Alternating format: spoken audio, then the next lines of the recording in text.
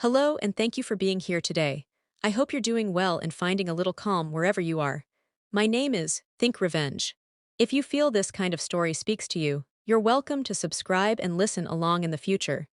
Which city are you watching from? You can share it in the comments. Now let me tell you what happened. I grew up believing my family was close, not in the loud or affectionate way, but in a practical, duty-driven sense. We didn't talk much about feelings. We talked about responsibilities, about sacrifice, about what each person owed the family. From a young age, I understood that my role was to be reliable. I was the one who didn't complain, who adjusted, who made things easier for everyone else. When I started working full-time in my early 20s, I opened a savings account. It wasn't dramatic or ambitious. I wasn't planning to run away or make a statement. I just wanted something that was mine, a quiet safety net. I didn't tell many people about it, but my parents knew. I trusted them with that knowledge because I had been raised to trust them with everything. At first, it was small. My mother would mention a bill that came unexpectedly. My father would talk about how tight things were for a month or two. They never directly asked. They implied. I would offer. They would accept, nodding as if this was simply how families functioned. Each time, they promised it was temporary.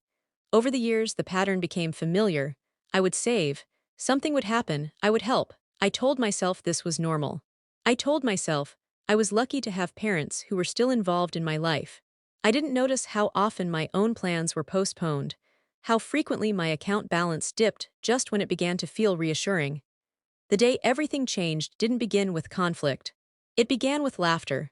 We were sitting at the dining table, my parents, my younger sister, and me. It was one of those weekends where everyone pretended things were relaxed.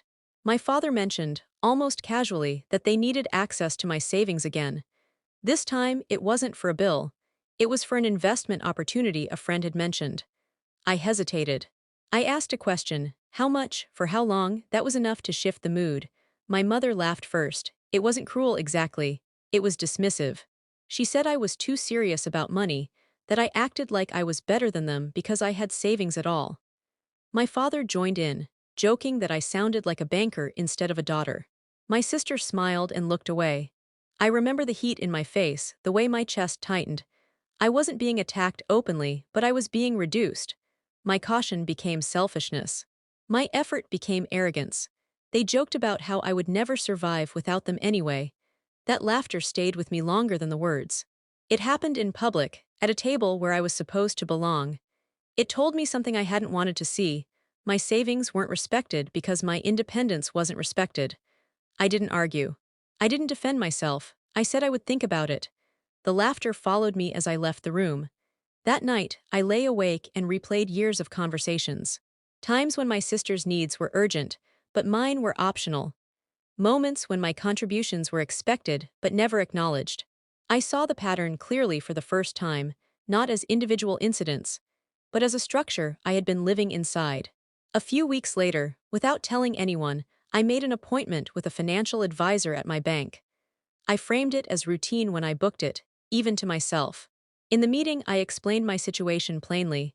Family access, verbal agreements, no formal records. The advisor listened carefully.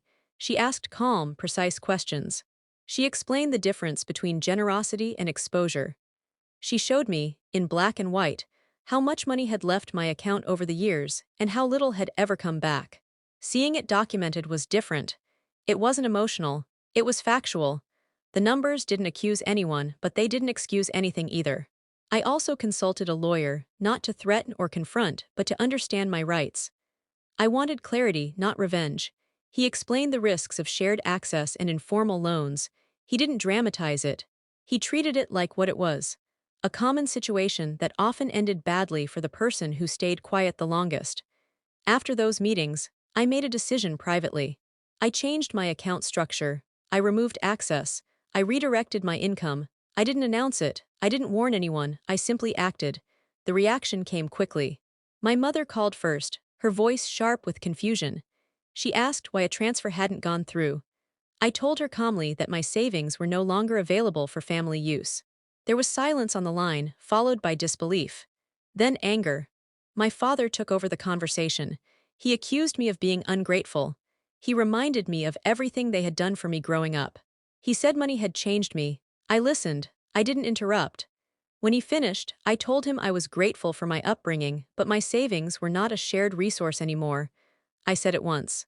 I didn't justify it further. The real confrontation happened later, at a family gathering. It was tense but controlled. My parents brought it up in front of others, perhaps expecting embarrassment to push me back into place. Instead, I brought documents. Not dramatically, not with a speech. I simply explained that I had taken professional advice, and that my finances were now structured independently.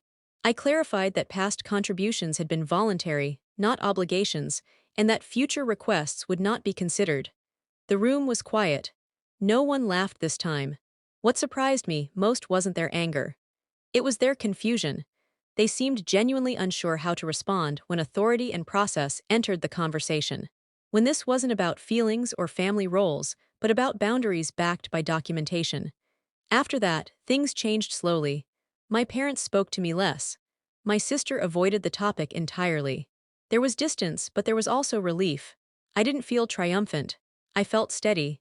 In the months that followed, I rebuilt my savings with intention. I made plans without asking permission. I learned how to say no without explaining myself. The quiet was unfamiliar at first, but it was honest. Eventually, my mother reached out again, not to ask for money, but to talk. The conversation was cautious. She didn't apologize outright, but she acknowledged that things had gone too far. I accepted that for what it was. I wasn't looking for admission of guilt. I was looking for a new way forward. Now, when I sit at that same dining table, the dynamic is different. There are still moments of discomfort, still habits that surface. But my role has changed. I am no longer the unspoken safety net. I am a person with limits. They took my savings and laughed, but what they didn't expect was that I would stop explaining myself. They didn't expect that I would choose structure over approval, clarity over comfort. And I didn't expect how much peace would come from that choice. That peace wasn't dramatic. It arrived in small, practical ways. The first was sleep. For years, I had woken up calculating numbers in my head, anticipating the next request before it arrived. After I separated my finances, the nights became quieter. Not easier, exactly, but quieter. My mind stopped rehearsing conversations that hadn't happened yet. About 3 months after the family gathering, I received a formal letter from my parents' accountant. It wasn't hostile. It was phrased as a clarification request. They wanted to confirm whether previous transfers from my account were to be considered gifts or loans for record-keeping purposes. I read it carefully, twice. This was the first time anyone had asked that question in writing. I forwarded the letter to the lawyer I had consulted earlier. He responded the same day, concise and direct. He explained that intent mattered, but documentation mattered more. Since there were no signed loan agreements, repayment schedules, or interest terms, the transfers would legally be classified as gifts unless there was evidence to the contrary. He advised me not to speculate or explain beyond the facts. I authorized him to reply on my behalf. The response was short.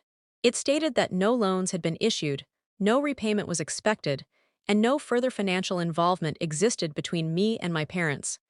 It included dates, amounts, and account references. Nothing emotional, nothing personal. A week later, my father called. This time his voice was different, less forceful, more measured. He said he hadn't realized how much had accumulated over the years. He said seeing it listed like that made it feel serious in a way it never had before. I told him that was exactly why I had changed things. There was a pause, and then he said something that stayed with me. He said, "We thought you didn't mind." That sentence clarified more than any argument ever could. They hadn't believed I was unaffected. They had believed my silence meant consent.